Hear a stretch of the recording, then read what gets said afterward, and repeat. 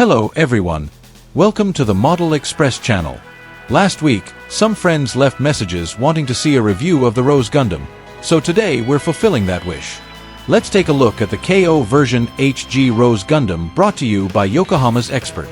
While there's nothing wrong with a KO version, a PB limited edition, the price of nearly $6 is a bit ridiculous. First of all, if I were to rate this product, it would only be a failing grade.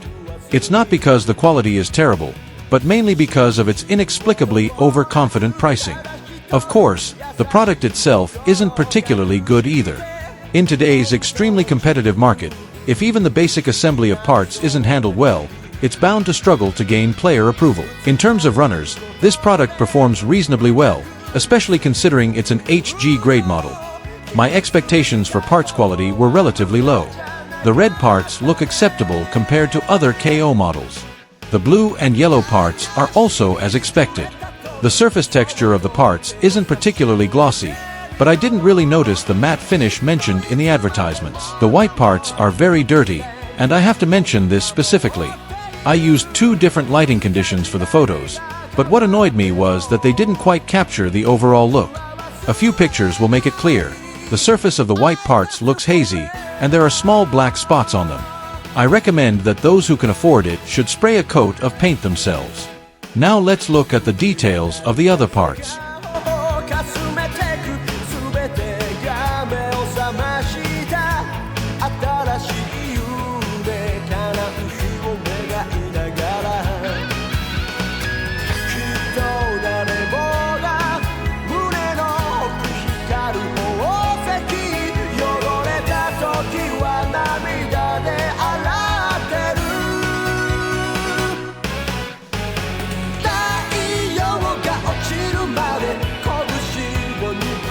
In terms of assembly, I haven't encountered such a large gap in a KO product in a long time, and it's a very obvious gap at that.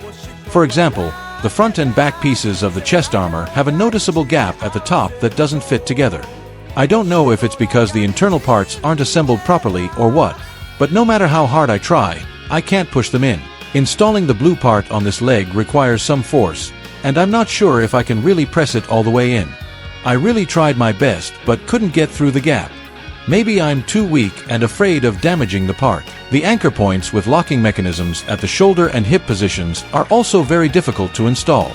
This is likely due to tolerance issues, causing the parts to be slightly misaligned during insertion. By the way, the shoulder raises and hip kicks are extremely tight in terms of articulation. Every shoulder raise directly brings out the ball joint. The hip movement reminds me of the original GBC Gundam Ashia, which I believe those who have read my review will understand. There's something about the ankle area that I find unacceptable. Are these holes really present in the original Bandai version? I remember the original Bandai version wouldn't have these holes drilled through. They'd only be on one side, mainly to relieve stress.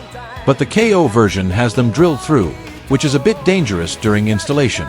Especially since this is a location that needs to withstand rotational stress. Drilling through here makes it too easy to break. Of course, if the original Bandai version is like this too, then Bandai is just messing around. The head looks a bit blurry and lacks sharpness. The lines on the mask, in particular, have a French lip-like feel. Also, are the eyes in the original Bandai version this prominent? I felt very awkward applying the eye stickers, so I just gave up on using them. I genuinely don't understand why the manufacturer is making this a paid extra item, which should be a standard feature in the kit. The $4.90 price tag for a single model is already quite expensive for a KO model. What quality KO model would dare to sell at that price? And then the manufacturer adds a stand and dares to sell it for $6. Objectively speaking, this pricing is expensive. If Bandai's pricing is reasonable, then pricing the KO model at 30% of Bandai's price is fine. Otherwise, the price should be calculated based on the actual materials used. Moreover, this product is an HG grade. I don't think it can be priced at $6, especially considering the numerous issues with the assembly. In summary, the quality is very average, and the manufacturer is overly confident in its pricing. I strongly advise against buying it at this stage, especially since the pricing algorithm for PB limited editions is constantly changing. There's really no need to chase after such an expensive KO version. Okay, that concludes my review of this product. Please leave a comment and let me know what you think. Still, please follow my channel, like and share, and see you in the next video.